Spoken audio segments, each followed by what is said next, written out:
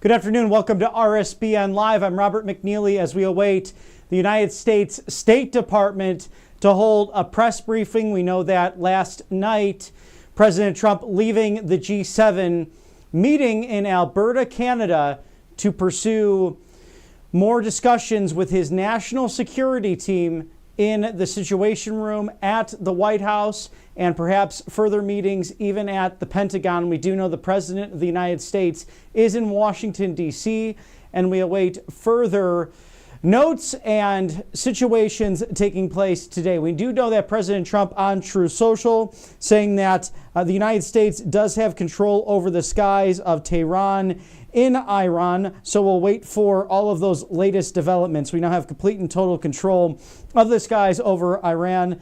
Iran had good sky trackers and other defensive equipment, and plenty of it, but it doesn't compare to American-made, conceived, and manufactured stuff. Nobody does it better than the good old U.S. of A. So we have that from the President of the United States.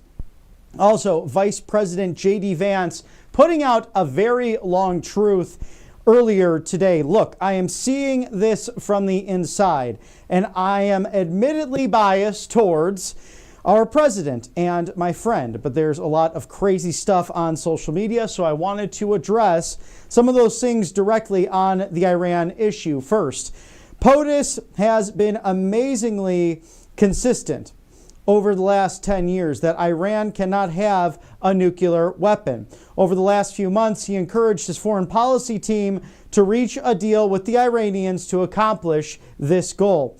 The president has made clear that Iran cannot have uranium enrichment, and he said repeatedly that this would happen one of two ways, the easy way or the other way.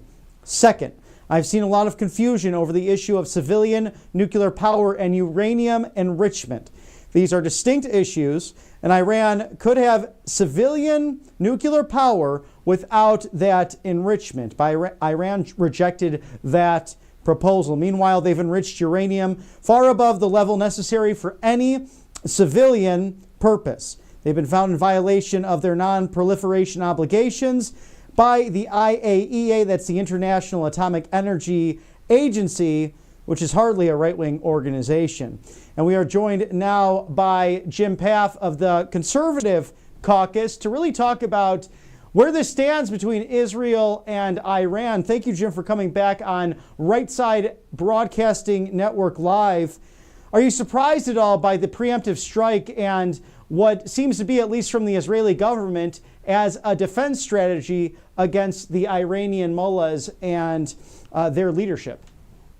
Well, I'm not surprised that Israel wanted to get involved in this way. I think there was clearly reason to be concerned about Iran's nuclear program and how far along it had come. I mean, this is a cacophony of different inputs that have led to this point. The really ill-conceived JCPOA that was begun during the Obama administration, which actually strengthened the hand of the Iranian mullahs and frankly, at the end of the day, helped promote their program to try to get nuclear weapons.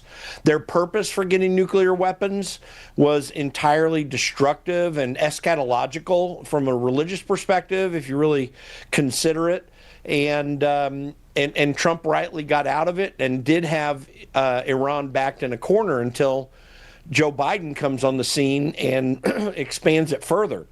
I mean, listen, there are always concerns about Israeli intervention anywhere in the Middle East from a military perspective, but one can hardly blame them for their deep concern.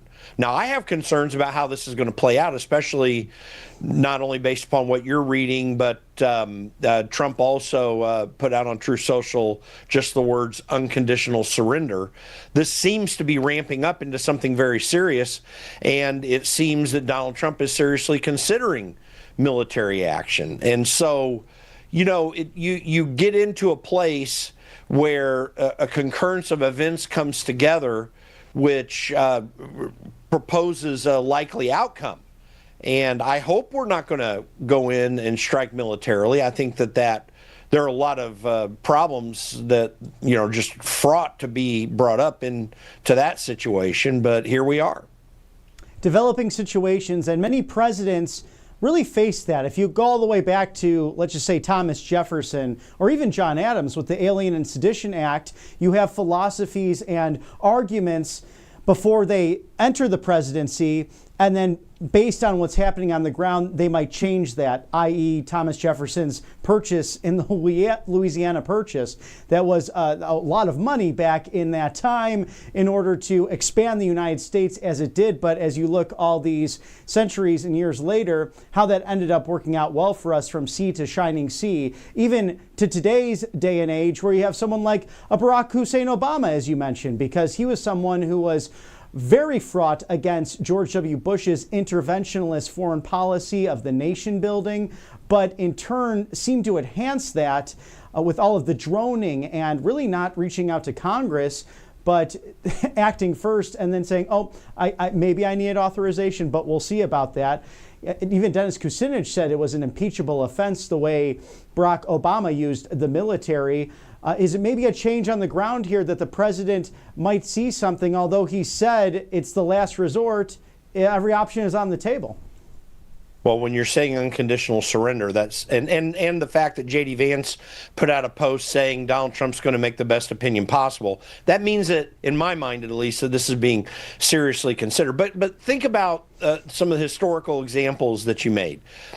When it came to just Thomas Jefferson, if we just put it there, listen, Napoleon really needed the money at the time. Plus, we had always the potential threat of French intervention into American affairs on our own land, on our own continent, and that is a very serious thing. The other action that Jefferson took internationally was he engaged the Barbary pirates in the Mediterranean Sea. But again, that was a direct threat to American merchants who were doing business in the region, and you can make a case for him intervening in that way and protecting those interests. But when you fast forward to today, listen, it's in everyone's interest that Iran not have a nuclear weapon under the current regime that's there in Iran, because they're frankly crazy. They're frankly willing to do anything. They've got a religious way of thinking about this that says that they need to destroy Israel. Then that becomes a very serious thing. But in terms of our direct interests, I question the direct interest we have there. I mean, people keep making this argument that Israel's interests are ours. And listen, Israel's a great ally, and I think that they're a free society, and there's much praiseworthy to be said there. They've built an economy that is fantastic, literally out of the desert over many decades, and so they should be praised for that. But to say that all of Israel's interests are directly ours becomes a very slippery slope, because it's just not the case. We just have emerged out of trillions of dollars spent in intervention in Afghanistan and Iraq that I think any objective observer would say was an abject failure. I mean, yeah, you toppled a couple regimes, but now you've just created new regime problems, and that can very well happen if we were trying to take out the mullahs directly as Americans. If we were trying to take out the mullahs in Iran, and to be candid, if the Iranian regime can be taken down, to have any new, better regime installed requires help. You just can't prop up a regime suddenly without some foreign help. And the only foreign actor that really is capable of doing that in a substantive degree, with a very large army that is supportive of the current regime in Iran, that means the United States. And how is that really, our thing to do? I think that it's fraught with a myriad of problems that can arise and that can cause us to get right back into another Iraq. I like where we're analyzing this, Jim, together, because it's the historical context and the 4D chess of the American presidency and those decisions that ultimately have to be made. That's why I'm a huge fan, actually, not so much of George W. Bush's presidency, as you were mentioning with the nation building, but in his museum, you can actually go in there and they pre-record the former president and members of the cabinet and in his administration on a number of scenarios that would happen from country to country on issue to issue that they dealt with. It's called Decision Points Theater, based on his autobiography. To your point with Jefferson, it's literally in the Marine song, from the halls of Montezuma to the shores of Tripoli. They were the first foreign terrorist organization that we had dealt with as a young nation post winning our independence. And it does parallel into now with how the Iranians were funding the Houthi rebels to literally pirate off of the Gulf states and within the Persian Gulf. So we know how happy the Gulf states were to handle the Houthi situation along with the Americans. But what do we have here? Do we have a situation where it might be like Neville Chamberlain, where it's, there's this appeasement like Barack Obama and autopen Joe Biden did in the past, leading perhaps to this 12 or so years down the road? Or do you really have now an Iranian regime that is weakened? We see that President Trump taking off the sanctions from Syria because that civil war resulted in Bashar al-Assad falling, and his father was the dictator there. I thought we never would see that day, almost an Iranian puppet state. So was this really the perfect storm and the opportunity for the Israeli military to finally make that move? Well, shoot, I mean, it's really hard to say that I can be fully excited about it. Not because of the prospect of getting rid of a radical and frankly terrorist regime. That is obviously a positive thing. The question is what comes after and how do you get there? And that is a mess, even in Iran. Now, there are definitely large portions of the Iranian public who would cheer the overthrow of the mullahs and get a new regime in there. In fact, there's real support in a large portion of the Iranian populace for the reinstallation of Reza Pahlavi to replace his grandfather as Shah of Iran. And yeah, that may be a positive thing for many Iranians, but there still is, not in the same way as Iraq, but there still is a culture that has a mix of other people in the region. People from Azerbaijan, Armenians. You've got people that are historically connected to Turkey, and there are potential divisions there. So it can be a very messy situation, and the question is, how do you manage that? I don't know how you manage that except with boots on the ground, and that is a real challenge that we have to face if we were to do that. But in terms of the timing and everything, and by the way, just back to Syria, listen, it is no doubt that Assad really caused a lot of problems in the region. But even though Donald Trump has an olive branch out to the Syrian regime that is in place right now, it's not entirely certain that that they're going to turn out well, because the current leader was involved with the ISIS effort in the region, and there's a lot of risk in connecting too closely with them. I mean, I agree with Trump's approach there. He's trying to find peace, and he's always trying to get these countries to come into an area where they focus on economic development and the good of their people, as opposed to belligerent military regimes that are always seeking action in the area that cause instability. And Iran has been very unstable in the region. But so the question that we have to ask ourselves is, if we were to get into kinetic activity to finally topple completely the regime, are the countries in the region willing to come in and do the heavy lifting? Historically, that's not been the case. They look to us to do it, and then it turns out in the way that Iraq has, which the whole Iraq affair cost thousands of American lives, tens of thousands of Iraqi lives, and a regime that is really not a whole lot better than the one it replaced. So this is the concern I have as I look into this. But, you know, something good may come out of it. I remember my friend Charlie Gasparino of Fox Business put out a post on X where he said, you know, maybe we'll have a black swan event and everything turns out great. Yeah, I hope so. But that is dependent upon the Iranian people coming on board very quickly behind some positive outcome. And that's very challenging to do when you already have radical interests that are supportive of the current regime still living in that country. So we'll see how this plays out, but I think that we have to be aware of those concerns when we consider what the outcome might be. And mixed with that neoliberal, neocon foreign policy of nation building that created that vacuum really over the last 25, 30 years, because that's what's the strength, I think, of President Trump in that deal-making prowess. He famously went into his first term with President Obama asking him to come over when he was president-elect in the Oval Office and saying, North Korea is going to start a war with you, and you're going to have to face that in your term. And he asked him, did you ever pick up the phone and talk to Kim Jong-un, famously a couple of years later, and the exchange of really some forward letters, and Little Rocket Man ended up welcoming the president into North Korea. And I think the first president to do that in at least half a century, at least post the Korean conflict, which still has never been settled, that DMZ zone technically active. And we've even seen leaders after President Trump going over that threshold, still looking through with the binoculars over to the other side of a very doom and gloom situation. And we don't know exactly how those citizens would react if there were a so-called regime change in North Korea. Do we have any idea how the Iranian population would react if their leadership would fail in these efforts, and then they would have to have a replacement government? I don't know that we have an absolute clear understanding of that. I mean, we've been told for many years, and there's probably a large grain of truth to it, that a major portion of the population would like to be free of this regime.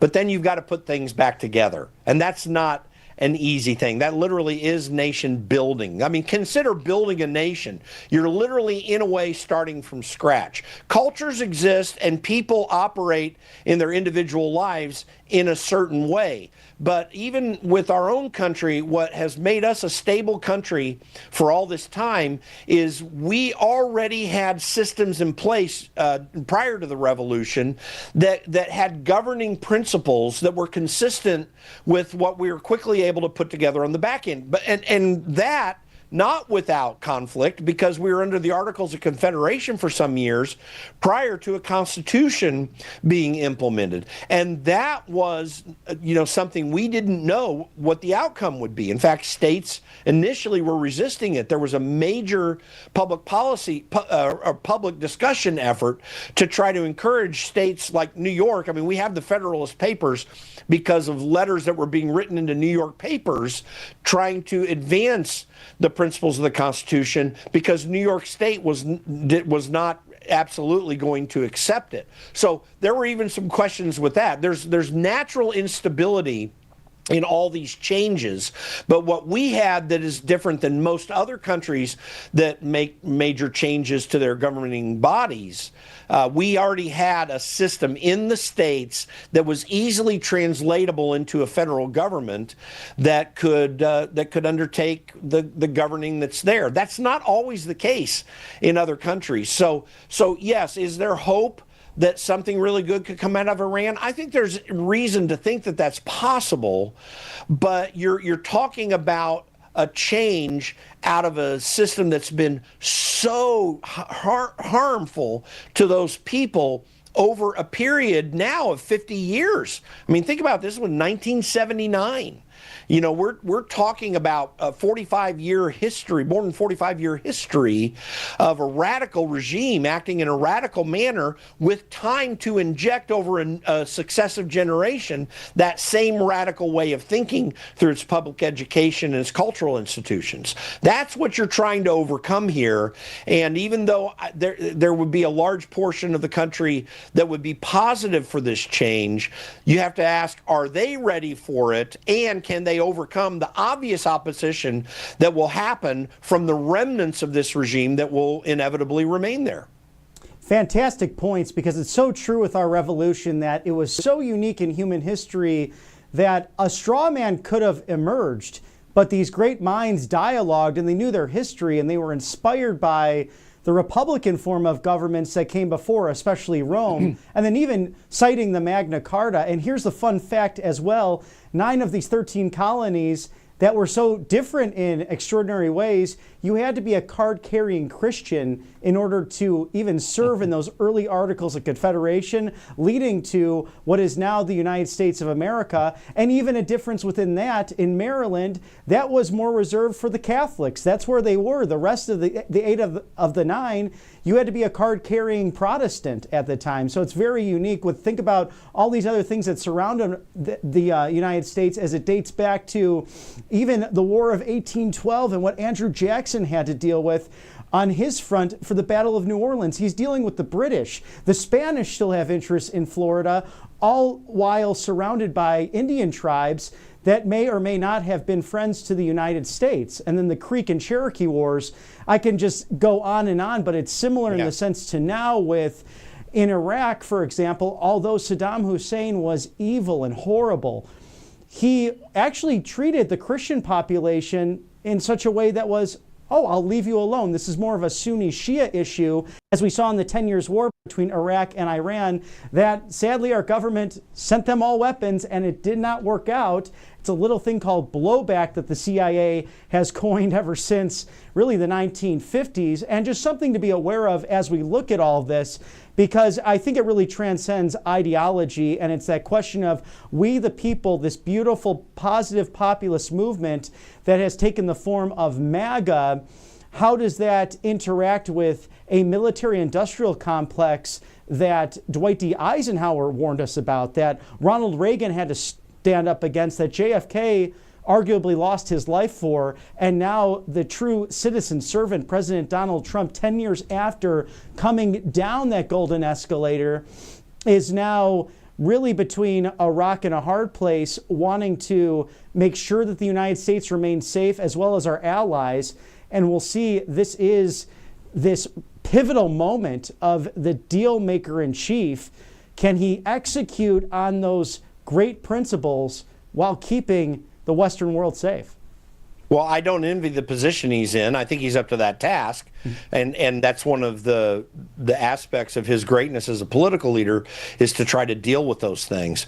And so, I mean, you have to have a question about how well that all can play about. I think that that Donald Trump has done yeoman's work around the world to try to build for peace instead of build for war. And when you mention the military-industrial complex, like the good thing about the military-industrial complex is their capability to create arms and weapons that can help us defend ourselves and help us remain strong. That is greatly to their benefit, even though it's a highly inefficient system when you put it under government control. But that is really there. But they have to be held at heel, as Dwight Eisenhower knew, because you could have this overbearing desire for that system to explode into something very dangerous. And one of the aspects in which Dwight Eisenhower was quite right in his concerns is the fact that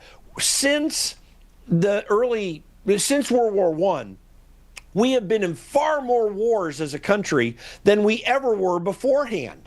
And every one of our wars, and prior to that, except for the Spanish-American War, and maybe the Barbary Pirates thing, but that was kind of a minor conflict by comparison. But other than the Spanish-American War, they were all defensive wars. Even the Civil War, in a sense, was a defensive war because you had an effort to bifurcate the country into two regions. But going back to Iran, I might point this out as well. In the United States, there's one other major factor that we had, and it resided in one man, that really allowed us to be able to become the country we did. It's well noted that George III at the time, right after the Revolution, said that if George Washington doesn't, and I'm paraphrasing, George Washington doesn't make himself a king, he'll be the greatest man in the world. Well, we had a George Washington who was a self-restrained individual who was willing to understand something much greater than himself, with the very real temptation of power and authority that you just go back to Lord of the Rings, that whole story. I mean, everyone wants the ring of power, right? I mean, George Washington was faced with a very similar dilemma. And what did he choose to do?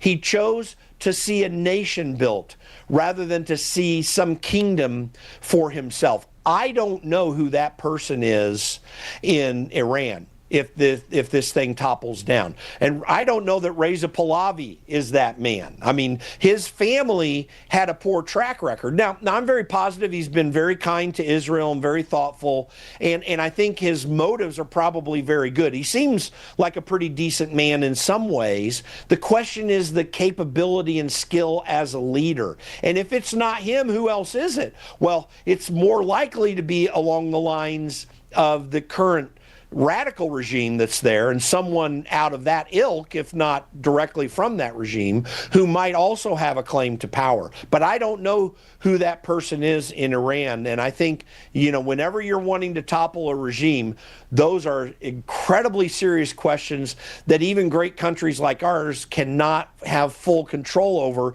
unless we want a massive occupation of American troops. We just did that in Iraq, and it didn't work. And I don't know that it could necessarily work in a place like Iran, which is a more homogeneous country in terms of its identity as Persians and Iranians than even Iraq was. Jim Path, president of the Conservative Caucus. We always love to have you on for your in-depth analysis, historical perspective, all while honoring Old Glory right behind your shoulder. And I join you. We pray for the peace of Israel, the piece of the Persian culture, which is one of the finest in all of world's history, and of course the peace and prosperity, as President Trump and Vice President Vance have been very clear, of our most precious commodity, the United States soldier. Thank you, sir, for joining us, and we look forward to having you on again very soon. Thanks. And very quick, the Persian culture is a great culture, and we need to pray for Donald Trump to have wisdom, right wisdom in all this. But thank you for your time and having me on. Amen. Thank you, sir. And as we break this all down, before a State Department press briefing, we will thank some of our sponsors here on the right side of history.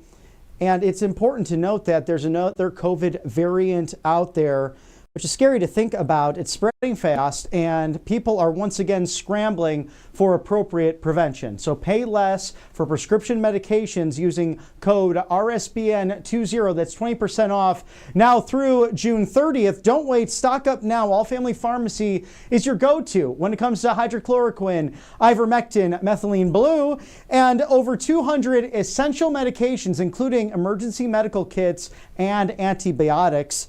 With a doctor prescription included, they also have NAD+, but they're online doctors available 24/7 for you, shipping these life-saving medications right to your door. Check them out, whether it's prevention or peace of mind or being prepared in any of life's storms. This is exactly what you need to keep on hand to avoid unnecessary fear and rushing to the urgent care or even the pharmacy that might be closed down the street. This is the easiest way to stay ready. Every household should have these life-saving medications. You can visit now at allfamilypharmacy.com/RSBN. Again, code RSBN20, 20% off. Pay less for prescription medications today. And once your health is in order and that preventative care ready to go, how about those retirement and savings packages through your IRA, 401k? How about backing it with gold and silver, 100% tax-free? Colonial Metals Group, U.S. Attorney, the great Judge Janine Pirro, a huge endorser of this great organization. They truly are the best in the business. Scan the QR code now, freegoldguide.com/RSBN. Because as we discussed with Jim Path from the Conservative Caucus just now, there are crazy ideologies out there in the world, and some are manipulating their currencies, including the Communist Chinese Party that has the Confucius Institutes that bought up American prime farmland around military complexes. Just why the hell were they doing that? Remember the spy balloon under the auto pen? My goodness, how can this all affect your retirement and your savings?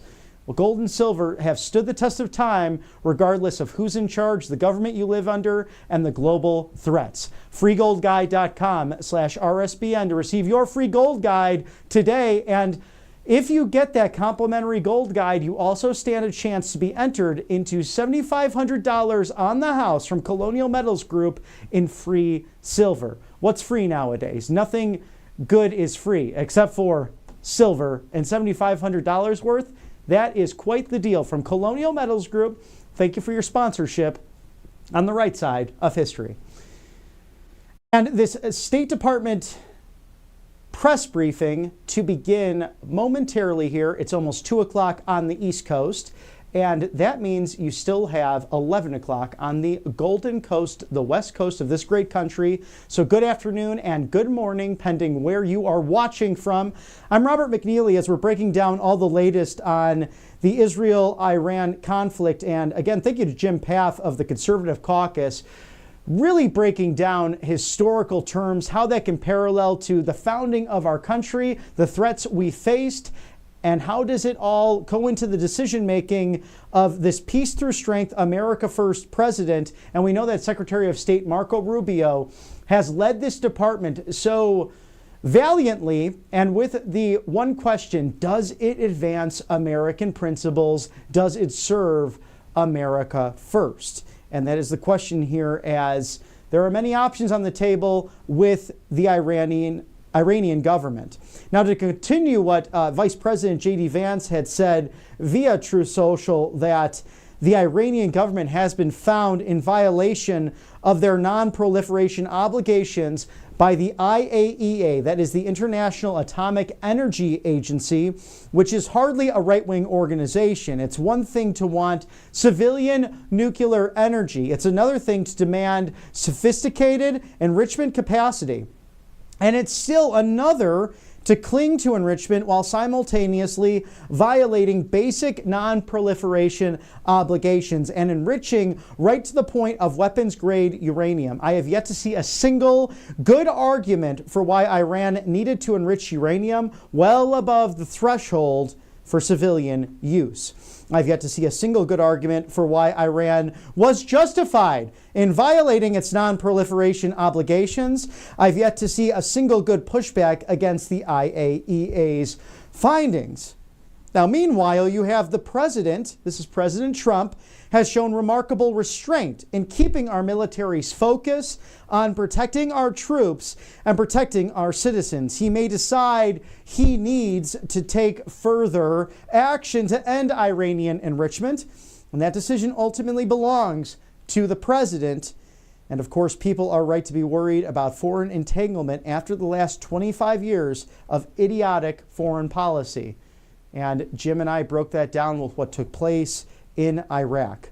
But I believe the president has earned some trust on this issue, and having seen this up close and personal, Vice President J.D. Vance reassuring the American people that your president, Donald Trump, is only interested in using the American military to accomplish the American people's goals. Whatever he does, that is his focus.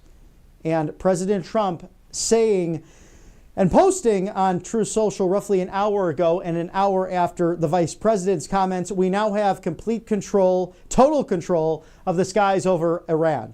Iran had a good sky tracker and other defensive equipment, plenty of it, but it doesn't compare to American-made, conceived and manufactured stuff, in quotations.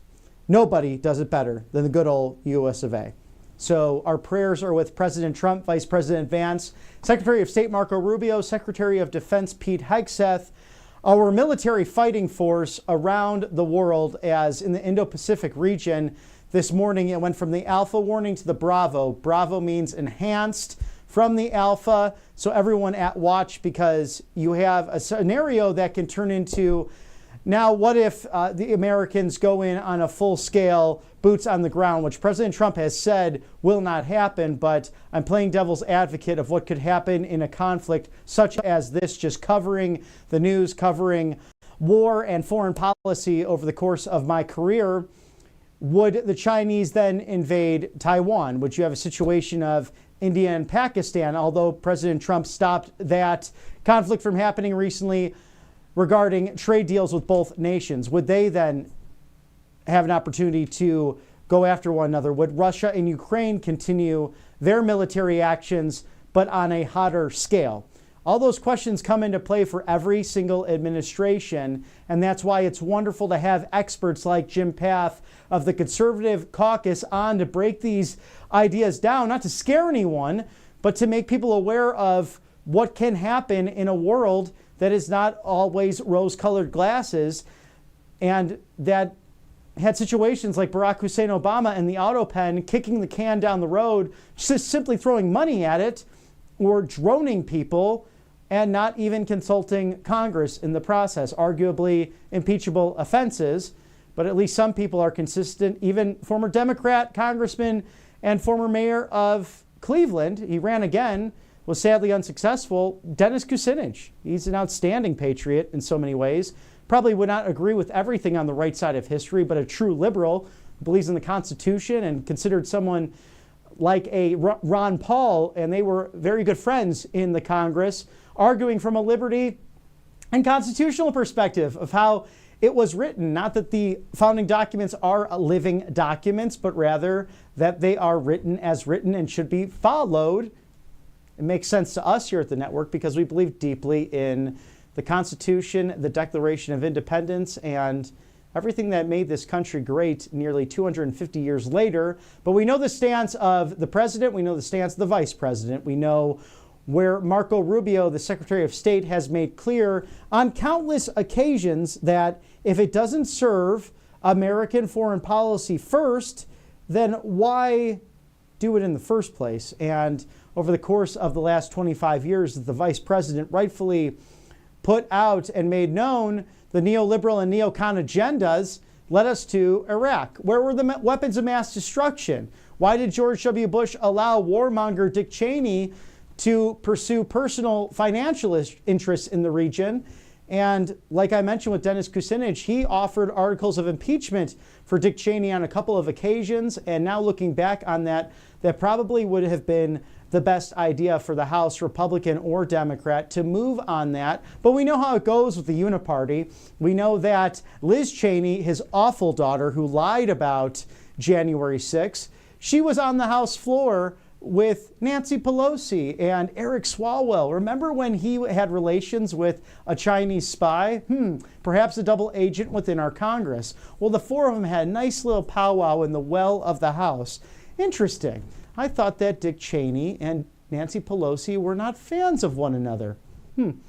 I'll let that all play out for you as you are smart enough to make your own decisions. The great viewers of this network know that, and they put into place a government of we the people back on November 5th that took on two juggernauts in American politics, the name Bush, the name Clinton, and they were no match for the name that is Trump. And we are grateful that we have him in the Oval Office right now. Imagine, could Kamala Harris even handle any of these situations? Remember, she told a Legacy News colleague of ours during an interview, well, does it matter if the borders are? I haven't been to the border, what does that matter? It's like saying I haven't been to Europe, and then she started to laugh and cackle like a hyena. I'm thankful every day that President Trump was successful and that he is back in action as the 47th Commander-in-Chief. And the White House putting out different statements about that consistency, about President Trump being very clear that Iran cannot have a nuclear weapon. President Trump has never wavered in his stance, according to the White House, and that Iran cannot be allowed to use this type of technology because they are spinning the centrifuges, they are bringing in all of the components to make that dirty bomb to attack countless people, enemies in the region, including Israel. We've heard what they've said about the Israeli people, the Jewish people, about what they said about America, calling us the great Satan. How dare you? So sad that the great Persian people have to deal with these mullahs and the ayatollahs, these radical Islamic terrorists, these monsters One of them was eliminated by the Trump administration in the first term, a general that literally has on his gravestone how proud he was to attack the Zionist Jewish state and to obliterate the world of the Jewish people. Would you imagine writing something like that on your tombstone? Bizarre at best. But since taking office, President Trump has clearly stated no fewer than 15 times, and we have the dates on it, Iran cannot be allowed to have a nuclear weapon. So let's take you through the quotes and the dates. Iran cannot have a nuclear weapon. It's very simple. You don't have to go too deep into it. They just can't have a nuclear weapon. It was President Trump on June 17th of 2025. Today, he said that. I want to see no nuclear weapon in Iran, and we are all on our way to making sure that happens. He said that yesterday. You can't have peace if Iran has nuclear weapons. That was on Flag Day, his birthday, and of course, the 250th birthday of the Army, a great celebration. Still smiling ear to ear from that coverage in Washington, D.C. on Constitution Avenue. In case you missed it, there's lots of it. Go scroll back on our latest coverage, lots of it going on this past week and weekend. They can't have a nuclear weapon. Very simple. They can't have a nuclear weapon. We're not going to allow that June 11th.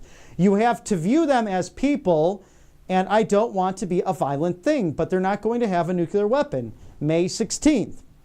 I want them to succeed. I want them to end up being a great country, frankly, but they can't have a nuclear weapon. That was the day before, on May 15th of this year. I want to make a deal with Iran. I want to do something if it's possible, but for that to happen, it must stop sponsoring terror, halt its bloody proxy wars, and permanently and verifiably cease its pursuit of nuclear weapons. And it's that cameraman, either he's testing the camera itself or saying there's 4 minutes. So we'll see what is happening here in the State Department as we're about to take you to a live press briefing if you're joining us just now. On May 13th, Iran can have a much brighter future, but President Trump continued saying we'll never allow America and its allies to be threatened with terrorism or a nuclear attack. The choice is theirs to make. We really want them to be a successful country, but they can't have a nuclear weapon. We want to be a great country. Let it be a tremendously successful, rich country, but they can't have a nuclear weapon. He said that on May 6th. I want Iran to be really successful, really great, really fantastic. The only thing they can't have is a nuclear weapon. If they want to be successful, that's okay. I want them to do so in a peaceful manner. The Iranian people are incredible. I just don't want them to have a nuclear weapon because the world will be destroyed.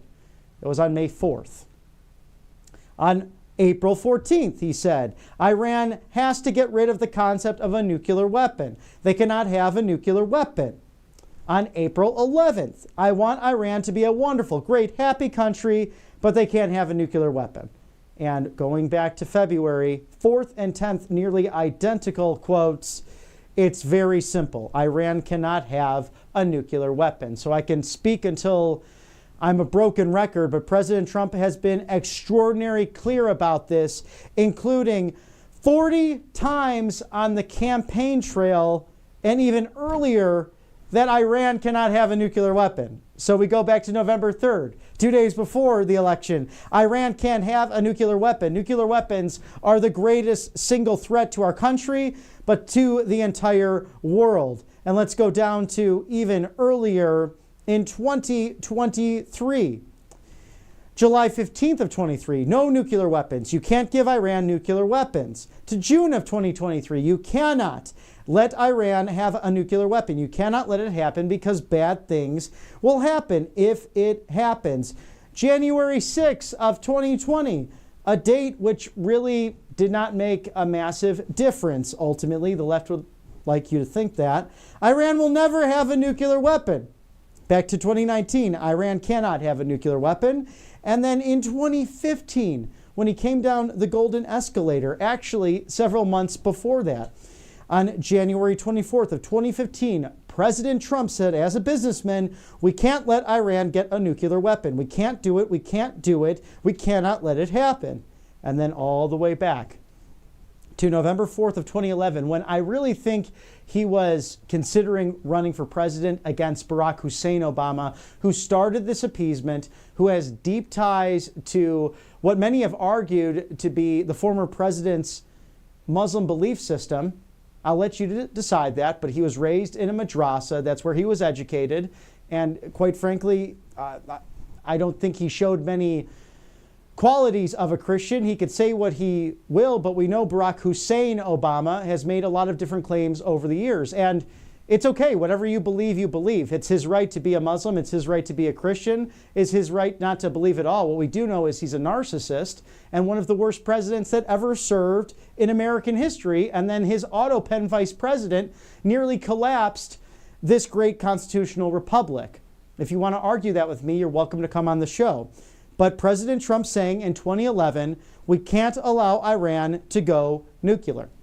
November 4th of 2011. So, my friends, this is a dangerous world we live in, and that's why we pray on our knees. We stand for Old Glory. I look over in the corner because right here in our studio, we have the 50 stars and the 13 stripes flying over this beautiful studio right here in the loveliest village on the plains, Auburn, Alabama, as we cover everything in depth for you inside and outside of the Beltway at the State Department to hear a press briefing momentarily on what has taken place over the course of the last 12 or so hours. President Trump left the G7 summit early from Alberta, Canada.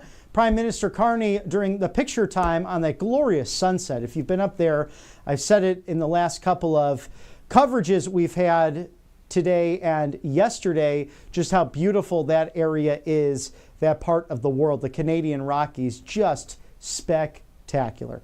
And I behoove you just to relax and maybe take a nice vacation up there if you have the moment with family and friends, because golfing, fishing, boating, just about everything you can imagine, all in the splendor of God's glory. But nonetheless, President Trump making a new trade deal with the UK to further that initial trade deal that took place weeks ago, and also great bilateral discussions with the entire American and Canadian delegations, touching on the many values we share.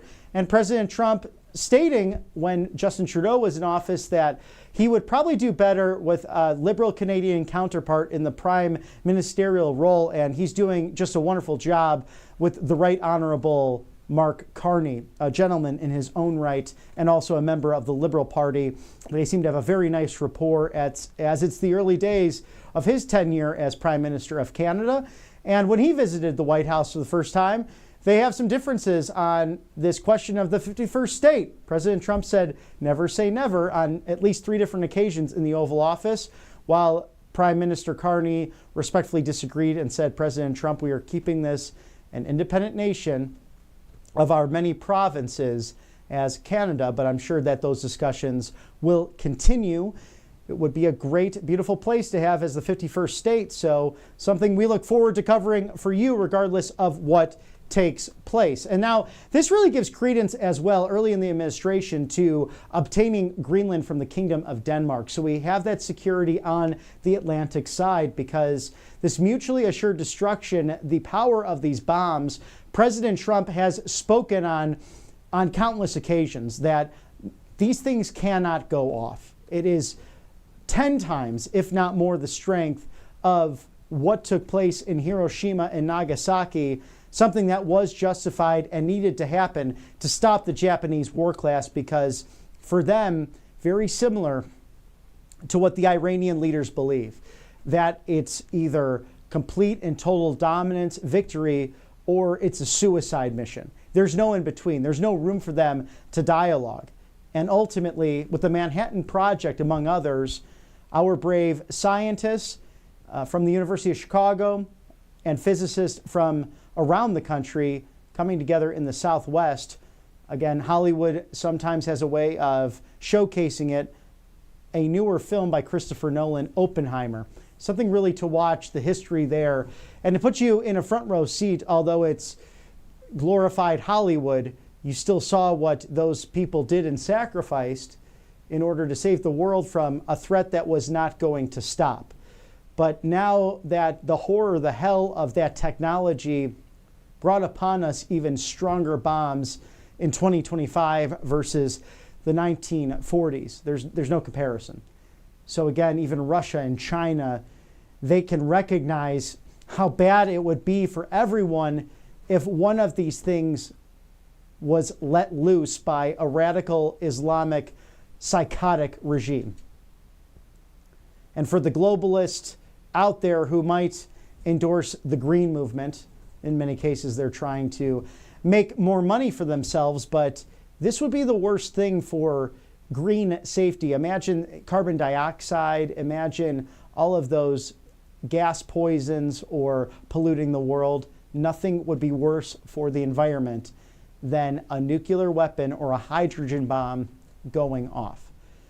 So we have a serious scenario here where it is peace through strength, it's America first, and there's also the reality that nation building does not work, but there can be actors who will spew rhetoric for years and years and years and continue to take action against the IAEA, against the United Nations, against the United States of America, that Iran has called the Great Satan for years and years. It's a sad scenario, and the knowledge I have of Israel and what I truly believe is that they would not have taken action had they not known how to handle a situation quite like this. They are the size, roughly the land size of New Jersey. Think about just being from top to bottom vertical, 300 miles long. Now let's go across horizontal, about 51 miles long at its longest with its next border, and that shortest border being about 9 miles. Now there's certain states, for example, there's a town in Maryland that is only 2 miles vertically long between Pennsylvania and West Virginia. Just imagine adding 7 miles to that, and that's the shortest amount of border that Israel has. Again, its longest being roughly 300 miles from top to bottom. And many of you can run 7 miles, no problem.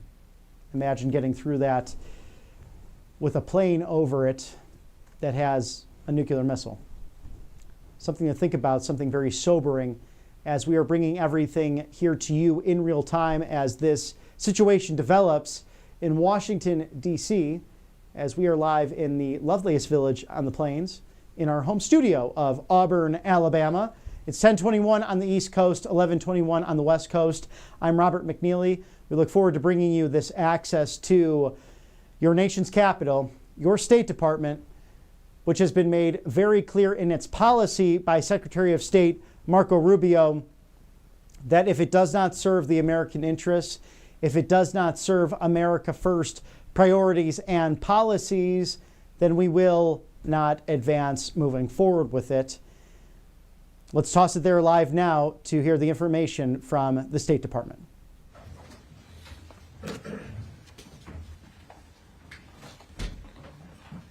Hi, everyone. Hi. Welcome back. Appreciate you being here. Thank you.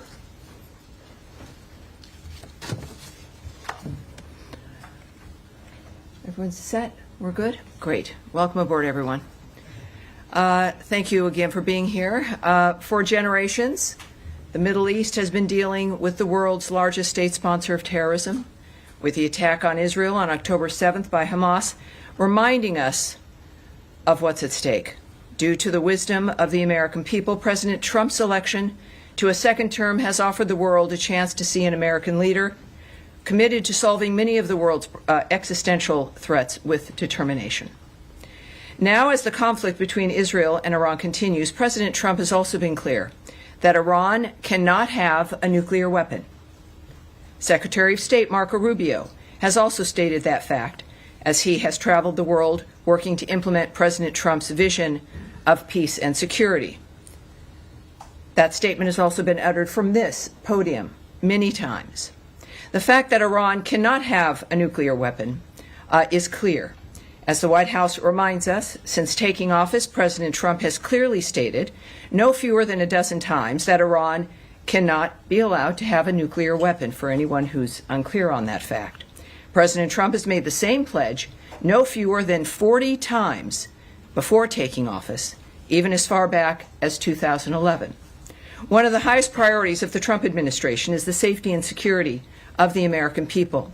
To that end, the Department of State has established the Middle East Task Force to help coordinate support for U.S. citizens, our U.S. diplomatic missions, and personnel and diplomatic engagement. The task force is operating 24 hours a day.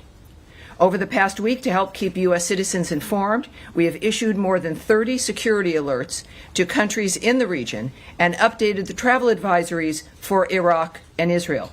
We remind U.S. citizens not to travel to Israel or Iraq and not to travel to Iran under any circumstances. We continue to monitor the complex and rapidly evolving situation on the ground as we continue to assess and address the needs of U.S. citizens.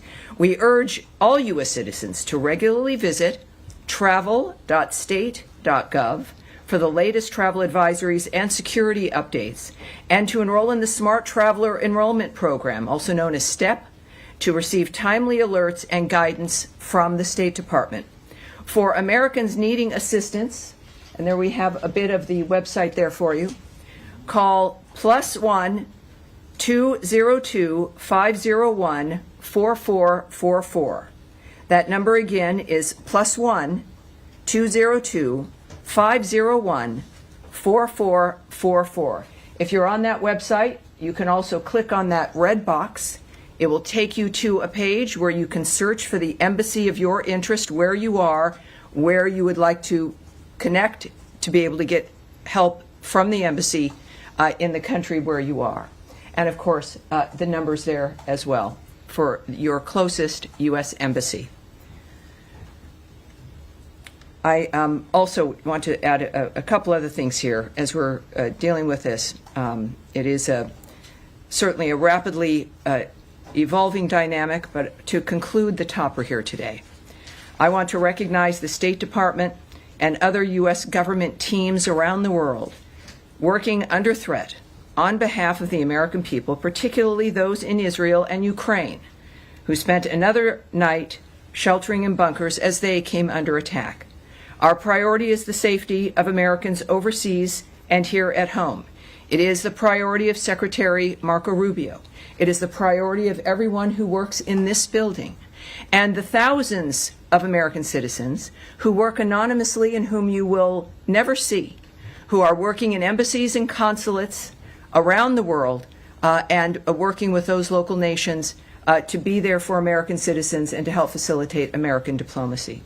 Our priority is the safety of Americans, yes, here at home, but also overseas. We thank all of those working on behalf of the American people, all of you watching from home and from around the world. We thank you, and for everyone around the nation, we know and honor your work as we begin another briefing here, ready to take your questions. All right, yes, sir. Yes, hi, Karen, thanks. Thanks for that. Could you give us some more details on this task force, how it's going to work, and specifically if it's going to help Americans potentially leave the region, be repatriated, or depending on the countries that they're in, and any more details you can give on that? Right. I won't be giving you, just as a reminder of how today is a little bit of a different day for the briefing. There is always things that I can't say to you. And yet we have a long back and forth. Sometimes we have a little bit of a debate. I won't engage in that today. My responses will be perhaps a bit quicker than usual, and I'll be moving around more quickly to reach as many of you as I can. There will be less than I can answer for you because of the circumstances that we're dealing with around the world. So it is, just want you to know, it's not personal, but we're working on certain things like the task force as an example. The task force is a group of people who are working, taking the calls of people, of American citizens around the world, making sure that they get connected with what they may need in that region. I won't go into the details of all that the task forces do, of course, but it's about information, making sure people here at the State Department and people that we get the information we need, but also people around the world, American citizens, get directed to the information that they may need as well. So I'll leave it at that, but this is something that the State Department does when there's a situation that requires it, and this is one of those times. Tammy, I'm sorry. Could I just ask Sure, about the Matt, phone sure, number? of course. That phone number that you get, if you call that number, which I can do right now, who do you get? You get an individual who is Task force, or no, you don't get the task force. That phone number is a general phone number. The task force is busy, but it is a separate unit that is established to take the calls to assist American citizens who call to the embassies. Particularly, you're going to be referred to embassies who can help you get what it is you need. So good question. Thank you, sir. All right. Yes, Andrea. Just a quick question. There's some specific consular needs. One in particular that I'm aware of, and there may be more than one, is an American citizen in Iran, where there is no embassy, no consulate. Mm-hmm. Would that be of the Swiss protectorate? Would there be other options? Is consular affairs give any advice as to what to do about Americans right now stuck in? I can't speak bad to any places? advice or information regarding individuals in Iran at this point. And what about American Israelis or Israeli Americans either wanting to come out or wanting to get back home? LL, I believe, has resumed flights in some small measure for people who, some people have kids in Israel and they were visiting the States. And they're American citizens. Is there anything that they can do? Where should they call this number?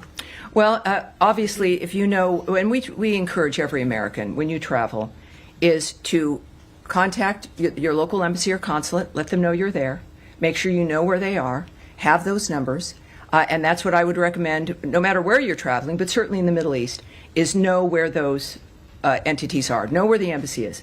So if you're in Israel, obviously it's Tel Aviv or it's Jerusalem. Are they open? Well, they will answer their phone. So there's contacts that can happen in the midst of all of this. And of course, I think that's the advice for wherever you are. But clearly, if you're in a certain area, it's obvious in this case that there are certain limitations in that region, and that contact the embassy, the one that is nearest to you, and you will, at the very least, make sure they know where you are, but also they will give you some options for the plans that you would like to make. Yes, Humaira. Tammy, I understand your limitations, but I have to ask this. I know you do. It's your job, and I appreciate that. I'm here to take questions, not necessarily always answer them. Yeah, last Yes, night ma'am. President Trump said he wants a real end, not a ceasefire. So does the United States support or pursue regime change in Iran, or are we just talking about dismantling Iran's nuclear enrichment, and would that include the United States helping Israel strike Fordo? Well, I'm certainly not going to characterize what President Trump says or tweets, for that matter. He doesn't need characterizing. He's one of the most transparent, one of the most clear individuals that we've known. I think that we can take his word for his word, but I'm not going to speculate on, in a larger sense, what that would mean. That is up to the president. He is the singular guiding hand about what will be occurring from this point forward, as he has been, and I think that dynamic is pretty clear. He says he wants an end, as he has said about every conflict that he has, as a peacemaker, worked to stop peacefully through diplomacy. That has been his commitment, and he wants these things, as he said about a number of situations, not for a month or 6 months, but durable ends to this nature of forever wars, and that has been his posture, and that's his posture now. Okay, I have an easier follow-up. Yes, ma'am. How many people... I'll take a hard one, too. I'd say. How many people so far have contacted U.S. missions in Israel or elsewhere, American citizens, seeking help to depart the country that they're in the Middle East. Yes, I won't discuss those details with the numbers involved with the Are you embassies. guys planning to facilitate charter planes to get people out or military evacuation? I will not discuss what our plans are in that regard. Yes, ma'am. Just to follow up on that really quickly. Sure. Are you guys considering at all operations that would help Americans who want to leave the region from evacuating? I know that our commitment is to the safety and security of Americans around the world. All right? Yes, sir. And Yes, sir. Go ahead. Tammy, would the U.S. government like to see regime change in Iran? First of all, I'm certainly not going to remotely address that. It would require me to speculate or speak on behalf of the president, which I will not do. What we've seen, though, is clear, is months and repeated statements that all he wants is a peaceful world. His activity and the nature of the actions that the United States has taken and his special envoys have been rooted in one thing, which is negotiations, looking for diplomatic solutions to generational problems that he wants solved diplomatically. That has been his constant posture. And there has been nothing that has changed in what he wishes for, what he would hope to accomplish. And so, of course, that's not something I'm going to address. Is the U.S. government and the Israeli government on the same page when it comes to the intelligence about Iran's nuclear weapons program? That is a question for the White House and perhaps the NSC. That's not something I can answer here. Nadia. Thank you, Tammy. The president said you want to see Iran offers unconditional surrender. I'm not going to ask you to comment on the president's statement, but I'm going to ask you if the secretary is involved in any kind of diplomatic missions with his allies, with the Germans, with the French, trying to offer something to the Iranians as a way out. Well, I, again, would not speak on the details of any diplomatic conversations if they occurred, between whom, what those details would be. We know, of course, the Secretary and the President were at the G7. Their constant work from the moment they came to office has been to, and certainly Secretary Rubio, was to open up conversations and to lead the world through diplomacy to make a difference. But that's the only thing that would guide me when it comes to the nature of the decisions they're making at this point. Yes, ma'am. Without getting into the details of the conversations, is the door to diplomacy with Iran on its nuclear program still open from the U.S. perspective? That would be a decision made by President Trump. Have you heard from the Iranians signaling interest in continuing discussions? That is not something that I can speak to. Yes, ma'am. Going back to the consular piece of this in Israel, the latest security alert from the embassy there still says that the embassy is not in a place to evacuate or directly assist Americans. Do you have any timeline on when that might change for the Americans who are stranded in that country?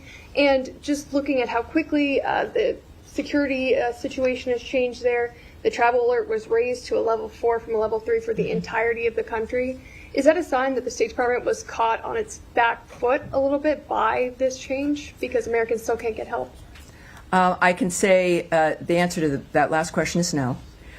We are working 24/7 to ensure the safety and the security of Americans around the world. I can say that the Department of State is always planning for contingencies to assist private U.S. citizens' departure from crisis areas, and we will alert the U.S. citizenry community if there is and when there is additional information to share regarding their options during any crisis, but certainly this one as well. When it comes to how quickly people can expect a dynamic, the American government, the State Department, our militaries, you've seen all of these assets, all of these departments involved in this dynamic in one fashion or another, are working exclusively for the safety of this nation and the safety of the American people wherever they may be. Yes, sir. Thank you, Tammy. At the top, you said that you're advising U.S. citizens not to travel to Israel or Iraq or Iran under any circumstances. Do you have any more general guidance for Americans in the Middle East, more broadly as a region? Are there other countries that you're advocating people depart from? Well, at our website, we have our travel alerts. We also have moved them on our State Department Twitter, our social media accounts. Those are for the public to see. Would there be, what is the specific one for people to look to if they want to look for specific country travel alerts? Is it travel.state.gov? So travel.state.gov, and you will see every travel alert there for you, depending on if you're going to be traveling. It does not just for the Middle East, or if you're in a country right now, you can get your information there. Yes, sir. Again, Right. two questions. Okay. In your topic, you also recognize American diplomats serving in Ukraine and Israel who spent another night in a bunker. Yes. But one of American citizens happened to be killed by the Russians last night in Ukraine. Do you have any comment on will the U.S. government act to protect American citizens in Ukraine? Yes, we are aware of last night's attack on Kiev, which resulted in numerous casualties, including the tragic death of a U.S. citizen.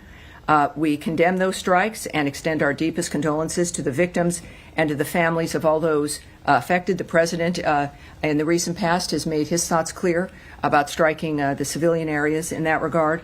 And just to reiterate again, which is at the thread throughout all of the work that we do, is the Department has no higher priority than the safety and security of U.S. citizens abroad, and we can confirm the death of a U.S. citizen in Ukraine, and we stand ready to provide all possible consular assistance. And out of respect to the family during this obviously horrible time, we have no further details to offer in that Thank regard. you. And second topic, in light of Israel-Iran tension, some of our colleagues from VOA Persian service were called back reportedly. How much do the events of past few days signify the role of VOA and other outlets to counter these narratives from U.S. enemies? Yes, I'm not going to go into the details of what we're doing when it comes to communications into that region or into specific countries. Yes, sir. Thank you, Tammy. Two Iran-related topics. Number one, the administration kind of kept this conflict between Israel and Iran at arm's length over the first few days. And now, since last night and especially into today, we're hearing the president say, we more. We have control over the skies. We know where the supreme leader is. He's kind of taking more ownership of the situation directly. Is that feeling trickling down to this building as well? Is there more of an ownership of the situation in the State Department as well? Well, I again can't characterize the feelings of the President of the United States. We know that he is our lead. We know that he is the guiding hand. We know that he is one of a few who know all the details, and he is clearly has a mission and an agenda that has involved diplomacy and changing the world for the better for people. In the meantime, of course, things change. Our experiences change. He's making comments that are a reflection of what what matters to him, and of course, what matters to the President matters to the State Department and every other department. I think that it is fair to say that his leadership and his re-election to the second term was because people here in the United States were tired of the status quo, and what the world has seen is a peacemaker and someone who can make a difference, and that's what they're looking forward to. Question. Can I get in one more? One more. There's no special envoy for Iran. Several key locations in the Middle East don't have a confirmed ambassador. We speak often about the day after situation in Gaza. What about the day after situation in Iran? Is the State Department ready for it? Well, the State Department and the Trump administration, while you may not see things immediately, just because it's not maybe in the news or you're not present for things that occur, doesn't mean they're not occurring. I would remind everyone that the State Department, as I've found out, is sort of like the military. It's 24/7. It is not something that is a basic 8 to 5 dynamic.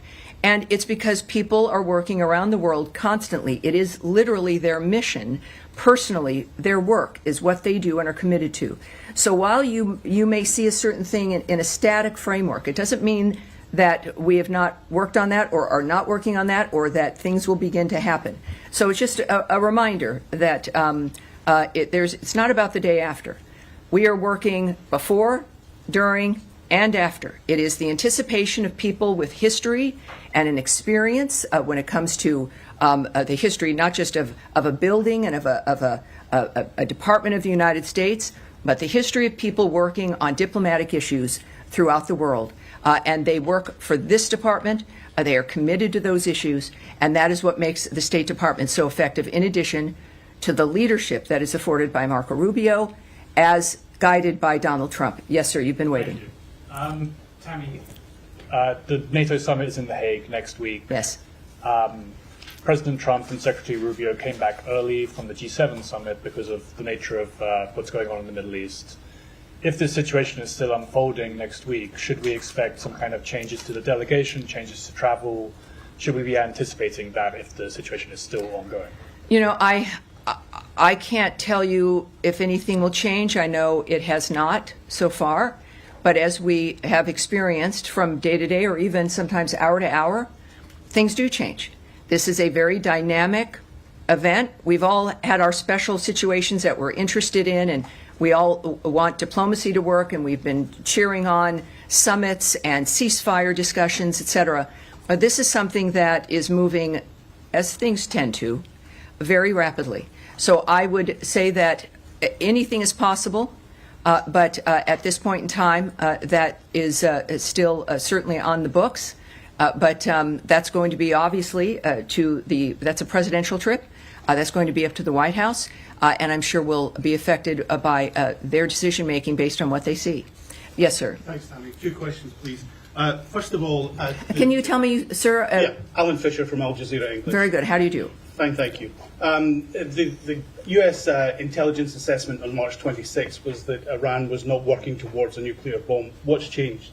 That the U.S. position seems to be that it was very close. Well, again, I can't speak to intelligence assessments, what may or may not have changed, or to the fact that it is President Trump and his team who are seeing things that matter when it comes to the decision making. And I think that that's what's happened here.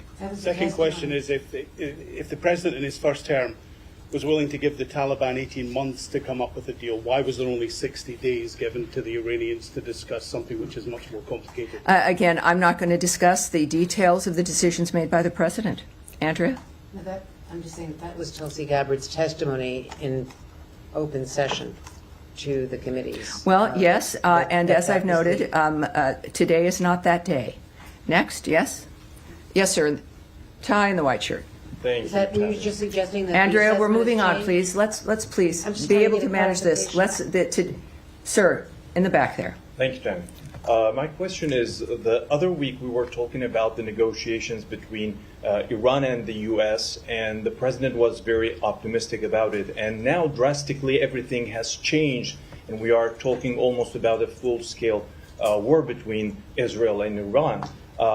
How do you name the procedure right now? Has the negotiations failed, or how can we name it? My second question will be, the Iranian state TV has been targeted by the Israeli Air Force. How do you see that? Do you see a state TV channel as a legitimate target? Well, you'd have to ask Israel about their decisions when it comes to the choices with what they strike and what they don't. And on your first question, which now is already, what was your first question? My first question, after all this, after these escalations, how do you name? Oh well, the I would say that you would look to the President of the United States for how he is characterizing what has occurred. And he is very open and transparent with that, and does it with his many conversations with the media and also on Truth Social. He is clearly accessible, certainly with his remarks, and he has said a number of things on social media that I think might answer your question. Yes, Saeed. Thank you. Very quick question on Gaza. Can I do that? Of course. Well, yeah. Are we continuing Well, still? I will come to you on Gaza, Saeed, I promise. But let's continue with the topic at hand. So yes, sir, in the back. Thank you so much, Tammy. 2 questions. One question on Iraq related to Iran. Iranian-backed groups Qatar and Hezbollah threatens the U.S. against interfering in the Israel-Iran conflict, which they said any American intervention in the conflict would prompt the group to target the U.S. interests across the region. Have you reached to the Iraqi government, and what's your message to these groups? And the second question was the State Department's assessment of diplomacy. Have you put diplomacy on a side, or you still believe that diplomacy can work with Iran? Well, again, I'm not going to comment on the nature of how the White House or the President or the DOD will respond to certain remarks or demands made by someone. So you'll have to ask the DOD regarding their reaction in that regard.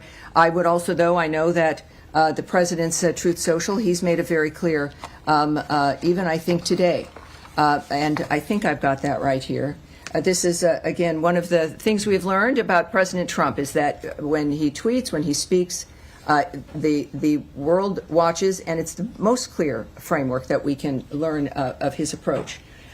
He has, I don't know if I can get to the exact one, but he has made it very clear that, oh yes, here we go. He has noted that we don't want missiles shot at civilians or American soldiers, or our patience is wearing thin. Thank you for your attention to this matter. He is making it clear, I think, here regarding certain choices on the ground that are being made, and that what we've asked for regularly is, and what he has made clear is that we were not a part of the initiation of this, certainly. We're not a part of Israel's attacks on Iran. That I think was stated very clearly by both Secretary Rubio and the President. And that's important for them, for people to know. And in this case, of course, the President has made it clear that if Americans are hurt, or in this case, a missile shot at civilians or American soldiers, that there would be a repercussion. I think that would not be surprising. All right, we'll go back. More on Iran. We'll close with you, sir. Thanks so much. Could you tell us about the role of partner countries in mediation efforts with Iran, like Mohammed bin Salman of Saudi Arabia, Qatar, and UAE? President Trump recently concluded a successful trip to the Middle East. So what can you tell us about the role of these partner countries? It's clearly he went with a goal in mind. He makes deals. He's the best deal maker in the world.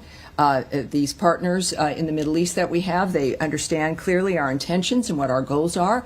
Thankfully, again, to the approach and the style of President Trump. I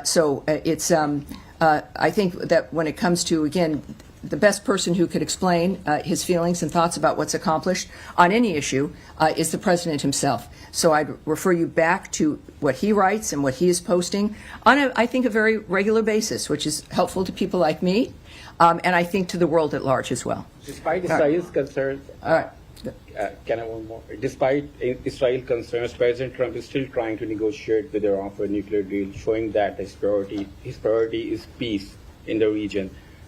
President Trump has once again recently offered to mediate on Kashmir, but the Modi government says that they don't need Trump's help.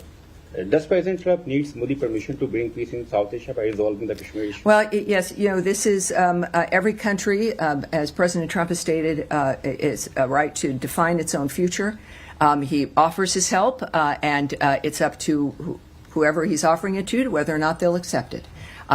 We live in a fascinating, exciting time where we've got a man who can make the difference, and he's generous about making that difference. He could have chosen to have this term be about anything other than peace and making America great again. But he's stuck with that. He's committed to that. It is part of his overall commitment to the country. So I would not speak to the nature of another country's decision-making. That's up to them. But I think all of us are grateful that we have a president who's willing to help and wants to help. Now, you have one more in Iran, and then we'll go to Saeed. Can you confirm a report that the former Iranian President Mahmoud Ahmadinejad has been killed in Tehran? I can't confirm that or report on that or discuss it. All right, thank you. Saeed. Thank you. Very quick question on Yes, Gaza. sir. In the last 48 hours, or the last 3 days, dozens of Palestinians have been killed at the aid centers and so on. With everybody focused on Iran, this situation still garner some interest or attention from this building or from the United States of America? And are you urging the Israelis to hold off whatever the amount of firepower they're firing at these aid seekers? Well, we, of course, are always saddened to hear reports about any mass casualty situation or shootings. I don't know who isn't, no matter what the dynamic. The IDF has said a particular incident is under review, and that is helpful, and we'll see what their review comes up with. In the meantime, I think it is important also when it comes to the nature of the efforts to get aid and food to the Gazans. We now know, can report that the Gaza Humanitarian Foundation now is working at 4 distribution sites and has distributed nearly 26 million meals to date. So it is, again, a conversation about whether or not the State Department cares. Every day there's a demonstration. And when we think about the State Department, it's people. It's people who've committed their lives to a diplomatic life, to a life of foreign service, to a political life, to try to make the difference for the world. So we see that manifesting here.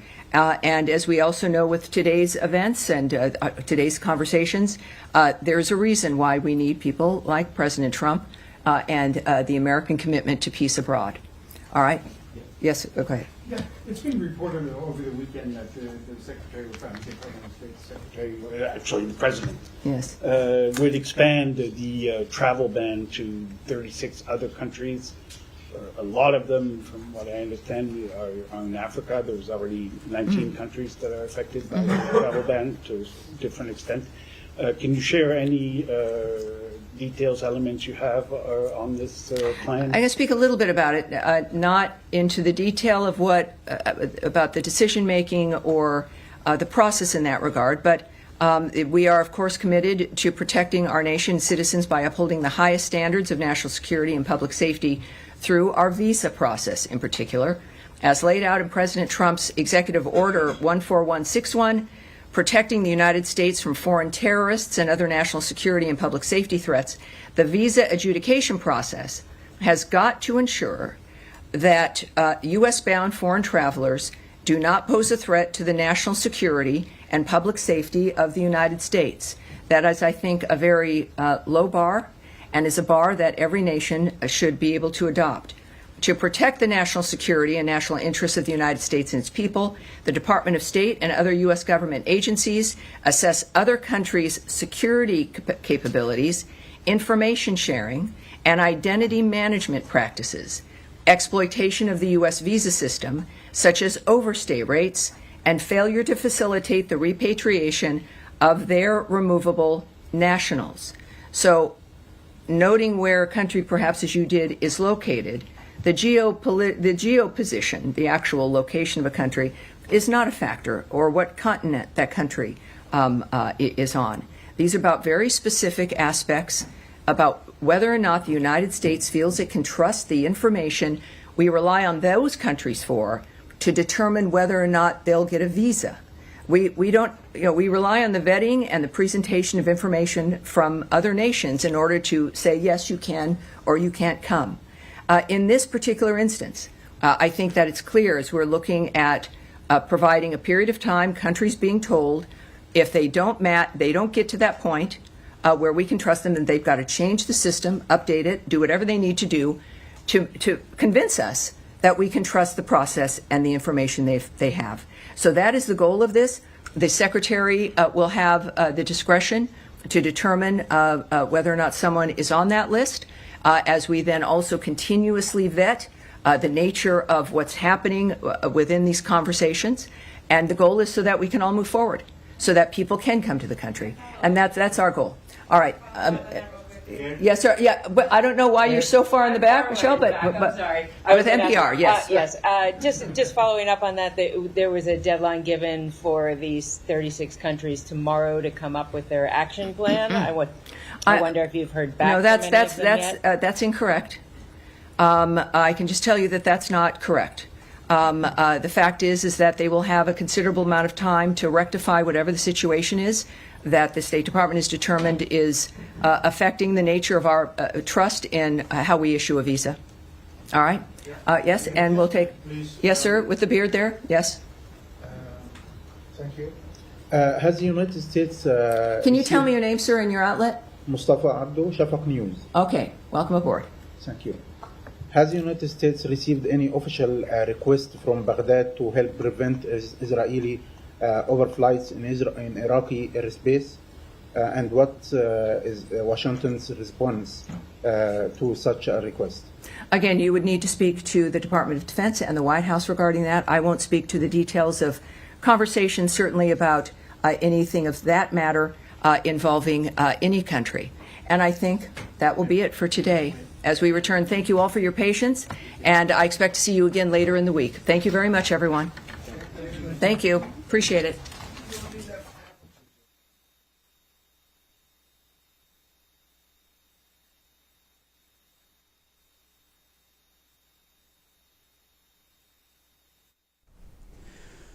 State Department spokesperson Tammy Bruce doing an extraordinary job in addition to this beautiful administration working overtime to protect this country. Promises made, promises kept. Going into some detail and who to reach out to, whether in Tel Aviv or Jerusalem, if you're an American citizen in Israel, and warning especially that American citizens right now should not be traveling to the region, specifically Israel, Iraq, or really anywhere near Iran. Of course, why would you do that in the first place? But still great to communicate those warnings. Some things can be shared right now, some things can't, as President Trump working overtime to deal with this situation. If you are near a big city, be cautious. It's nothing to fear right now, but be aware of what's happening around the world, what's happening domestically and internationally. We try to bring it all to you in real time because we are on your side. We are on the right side of history as the United States State Department holds a press briefing on the conflict between Israel and Iran. We pray for the peace of Israel. We pray for the peace of the Persian culture, and we pray for the entire region. But as Tammy Bruce said, no better person, no one more transparent than President Donald Trump. 10 years into this movement now, since coming down that golden escalator, we know things are clear. He wants peace through strength and America First foreign policy, really led by Secretary of State Marco Rubio. He has been clear as well in that mission, and also that if it does not benefit the United States, it will not be pursued. We'll stay on it right here for you on Right Side Broadcasting Network as it's 3 o'clock on the East Coast, high noon on the West Coast. Thank you to our sponsors, angelpaste.com. Experience the Miracle Cream, vitamin B infused, non-GMO, no chemicals. They also have a facial spray, a natural mosquito repellent, and a vitamin C booster, among other wonderful products. This Christian-based company is out of the Lone Star State in Spring, Texas, in the Houston Metroplex, right off of the Gulf of America. Angelpaste.com. Thank you for hiring veterans. Thank you for being pro-America, pro-God, and pro-RSBN. We know you love this country. We love you too. Thank you to angelpaste.com. Kalshi.com/RSBN, where you can trade and bet on all of the amazing questions facing the United States and the world in this very strange time, but a time for opportunity, a time for prayer, a time to enjoy this golden era that we're living in. For such a time as this, trade now and bet on the most important events by scanning that QR code right under my chin. Kalshi.com/RSBN and amac.us/RSBN. Become a member now for as low as $12 per year. Save money, save America. You don't just have to be a senior citizen. Really, anyone can join. I joined myself because we need to get those lobbyists out of retirement. We need to get the ones that don't work for us. We're actually some of the strongest voices in Washington trying to catch the ear of your congressman, whether Republican or Democrat. This is the way to fight back peacefully and patriotically by using your dollars. And amac.us/RSBN, taking on that neoliberal, neocon foreign policy by protecting you, the middle class, the American people. A great way to retire. amac.us/RSBN and mypillow.com/RSBN, the purveyor of freedom of speech, the gentleman fighter for the Constitution, also a defender of election integrity. Mike Lindell has an exclusive special for you once again. Free with any purchase, a nearly $40 value. The God, with God, all things are possible. MyPillow Multi-Use 2.0. With over 2,000 products at MyPillow, you can find the best deals on all of them and support Mike Lindell and RSBN by visiting mypillow.com/RSBN. Remember, a great day on the job or enjoying time with your family, it's as easy as a good night's rest, and mypillow.com/RSBN provides that. Call today. Don't delay. After all, we live in the good old US of A. 800-836-7566. That's 800-836-7566. Thank you to Mike Lindell, the master marketer, as President Trump puts it, and maybe the future governor of Minnesota. We'll see what happens there, but regardless, a dear friend of the network, thank you, sir, for your sponsorship. As it's 3:03 on the East Coast, it's been a heck of a day developing with all of the news that's breaking as we watch President Trump leaving early from G7 in Alberta, Canada, getting deals done with the UK, with Canada, the other nations there at large, and looking for a peaceful and prosperous end to this conflict for all involved as we pray for the peace of Israel. I'm wearing my End Anti-Semitism pin because we've seen so much of it against the Jewish people here and abroad. As the State Department holding a press briefing for you to bring that transparency out. If there's any breaking news, we'll be right here on it on Right Side Broadcasting Network Live. We're your go-to live desk inside and outside of the Beltway. We also have the written word for you to analyze all of the issues facing this great country inside and outside of the Beltway. rsbnetwork.com/newsletter. You can also donate at rsbnetwork.com/donate or by texting RSBN to 801-801. Yes, RSBN to 801-801. And if you wish to opine, feedback at rsbn.tv. Feedback at rsbn.tv. Thank you for being on the right side of history. For all of my colleagues on RSBN, I'm Robert McNeely. Have a lovely afternoon. God bless you, and we'll see you very soon.